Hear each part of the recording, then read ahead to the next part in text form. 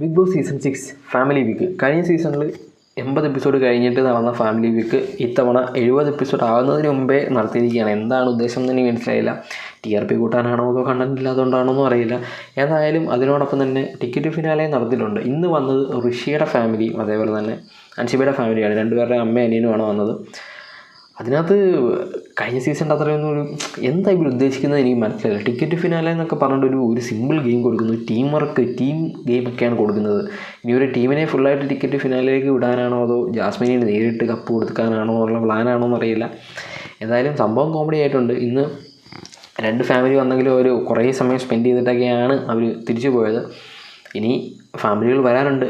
Sai secret എണ്ണ എൻ്റെ പൊന്നരി എണ്ണ നിങ്ങൾ എന്താണ് കാണിക്കുന്നത് എനിക്ക് മനസ്സിലാകുന്നില്ല. എന്നാൽ കോമഡി ആക്കുന്നുണ്ട്. എൻ്റെ അച്ഛൻ വന്നു കഴിഞ്ഞാൽ സീനാകും എന്നൊക്കെ പറഞ്ഞിട്ട് നല്ല കോമഡി ആക്കുന്നുണ്ടായിരുന്നു ഇന്ന്. എന്തായാലും കൊള്ളാം. ഫാമിലി വീക്ക് കൊള്ളാം. ഇനി എങ്ങനെ ആവും